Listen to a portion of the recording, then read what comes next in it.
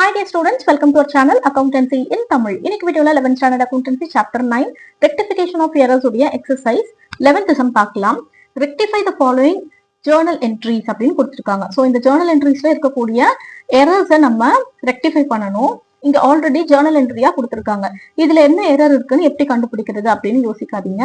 இங்க நரேஷன் கொடுத்திருக்காங்க பாத்தீங்களா, இந்த நரேஷன்ல இருந்து தான் நம்ம என்ன தப்பு இருக்கு அப்படின்றத கண்டுபிடிக்க போறோம். ஓகே, இப்ப பாருங்க, salary paid to குமணன் அப்படின்னு கொடுத்திருக்காங்க.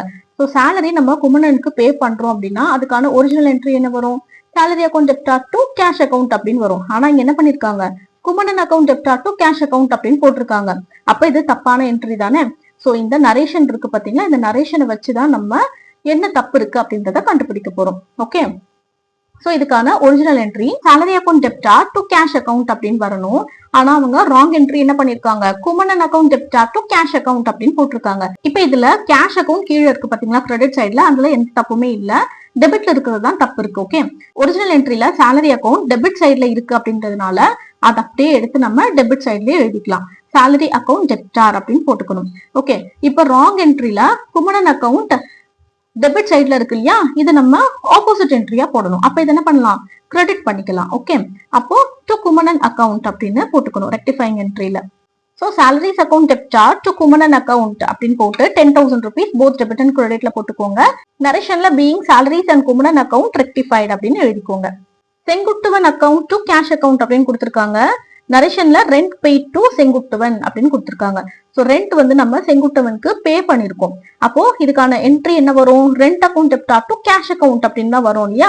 ஆனா அவங்க என்ன பண்ணிட்டாங்க, செங்குட்டுவனுடைய அக்கௌண்ட்டை டெபிட் பண்ணிட்டாங்க. சோ இதுக்கான original entry rent account debtor to cash account அப்படின்னு வரணும். ஆனா ராங்கா என்ன பண்ணிட்டாங்க, Senguttuvan account debtor to cash account அப்படின்னு போட்டாங்க.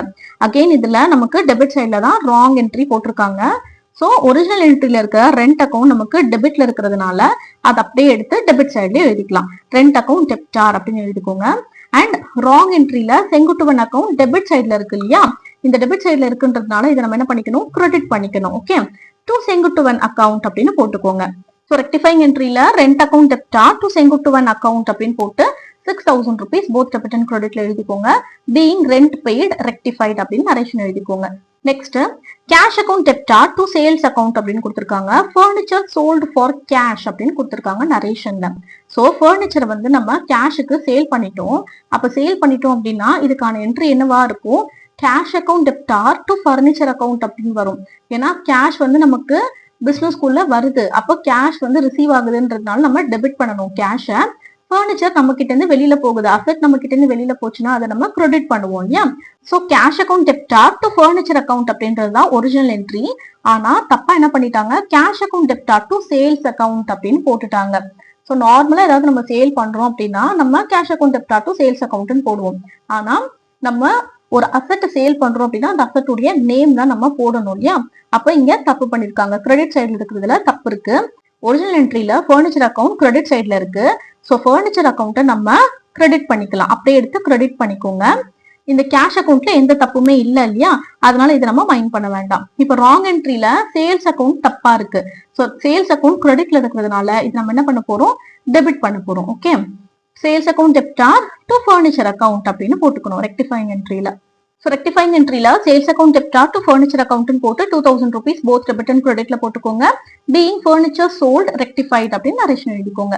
Next cash account debtor to Kumararaja account அப்படின்னு கொடுத்திருக்காங்க. கூட்ஸ் சோல்ட் டு குமரராஜா இப்போ கேஷ் அப்படின்னு கொடுத்திருக்காங்க. ஸோ கூட்ஸ் வந்து நம்ம குமரராஜாக்கு கேஷுக்கு தான் சேல் பண்ணிருக்கோம், கிரெடிட் சைட்லாம் பண்ணல, கேஷ்க்கு சேல் பண்ணிருக்கோம். அப்போ இதுக்கான என்ட்ரி என்னவா இருக்கும் அப்படின்னா cash account debtor to sales account அப்படின்னு வரணும். ஆனா இங்க என்ன பண்ணிட்டாங்க, cash account debtor to Kumararaja account அப்படின்னு போட்டுட்டாங்க. Original entry cash account debtor to sales account அப்படின்னு வரணும். ஆனா தப்பா என்ன பண்ணிட்டாங்க, cash account debtor to Kumararaja account அப்படின்னு போட்டாங்க. இப்ப இங்க கேஷ் அக்கௌண்ட்ல எந்த ஒரு சேஞ்சஸுமே இல்ல. சோ இதை அப்படியே விட்டுறலாம். கிரெடிட் சைட்ல பாருங்க, டு சேல்ஸ் அக்கௌண்ட் அப்படின்றது ஒரிஜினல் என்ட்ரி இல்லையா, அது கிரெடிட்ல இருக்கிறதுனால அப்படியே நம்ம எடுத்து கிரெடிட் பண்ணிக்கிறோம். இங்க ராங் என்ட்ரில குமரராஜா அக்கௌண்ட் கிரெடிட் சைட்ல இருக்கு. சோ இதை நம்ம என்ன பண்ணிக்கலாம், டெபிட் பண்ணிக்கலாம். Okay, so Kumararaja account debtor to sales account அப்படின்னு வரும். Kumararaja account debtor to sales account போட்டு 10,000 rupees போத் டெபிட் அண்ட் கிரெடிட்ல போட்டுக்கோங்க. பீயிங் கூட்ஸ் சோல்ட் ரெக்டிஃபைட் அப்படின்னு நரேஷன் எழுதிக்கோங்க. Next Manimaran account debtor to purchases account அப்படின்னு கொடுத்திருக்காங்க. Goods taken by the proprietor Mister Manimaran for his personal use அப்படின்னு கொடுத்துருக்காங்க 1000 rupees. அதாவது மணிமாறன் அப்படின்றவர் ப்ரொப்ரைட்டரா இருக்காரு, அவருடைய பர்சனல் யூஸ்க்காக அவர் வந்து கூட்ஸ் வந்து எடுத்திருக்காரு. சரியா, அவருடைய பர்சனல் யூஸ்க்காக கூட்ஸ் வந்து எடுத்திருக்காரு. ஸோ பர்சனல் யூஸ்க்காக கூட்ஸ் எடுக்கிறாங்க அப்படின்னா அது டிராயிங்ஸ் அக்கௌண்ட்ல தான் வரும். அந்த கூட்ஸுக்கு அவங்க பே பண்ண மாட்டாங்க அப்படின்றதுனால drawings account டெப்டார் to purchases account அப்படின்னு வரும். யூஸ்வலா நம்ம பர்ச்சேசஸ் டெபிட் தான் பண்ணுவோம், இந்த கூட்ஸுக்கு அமௌண்ட் வந்து வராது இல்லையா, அதனால நம்ம என்ன பண்ணுவோம், பர்ச்சேசஸ் அக்கௌண்ட்டை கிரெடிட் பண்ணுவோம் இந்த இடத்துல மட்டும். சரியா, இப்போ இங்க Manimaran account டெப்டார் to purchases account அப்படின்னு கொடுத்துருக்காங்க. ஸோ இதுல தப்பு இருக்கு. ஸோ இதுக்கான ஒரிஜினல் என்ட்ரி பாத்தீங்கன்னா drawings account டெப்டார் to purchases account அப்படின்னு தான் வரணும். அவங்க Manimaran account டெப்டார் to purchases account அப்படின்னு போட்டுட்டாங்க. ஸோ இங்க நமக்கு டெபிட் சைட்ல தான் இங்க தப்பு இருக்கு. ஸோ டெபிட் சைட்ல இருக்கிற டிராயிங்ஸ் அக்கௌண்ட், அதாவது ஒரிஜினல் என்ட்ரியில இருக்கிற டிராயிங்ஸ் அக்கௌண்ட் டெபிட்ல இருக்கிறதுனால அதை அப்படியே எடுத்து நம்ம டெபிட்லயே எழுதிக்கலாம். டிராயிங்ஸ் அக்கௌண்ட் டெப்டார் அப்படின்னு போட்டுக்கலாம்.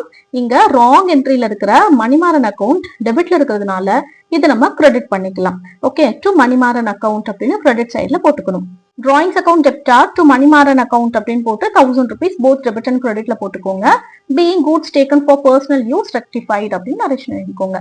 ஸோ இந்த சம் உங்களுக்கு கிளியரா புரிஞ்சிருக்கும்னு நினைக்கிறேன். இந்த சம்ல ஏதாவது டவுட்ஸ் இருந்துச்சு அப்படின்னா கண்டிப்பா கமெண்ட் செக்ஷன்ல கேளுங்க. அண்ட் அடுத்தடுத்த வீடியோஸ் பார்க்கறதுக்கு நம்ம சேனல் சப்ஸ்கிரைப் பண்ணிக்கோங்க. தேங்க்ஸ் ஃபார் வாட்சிங்.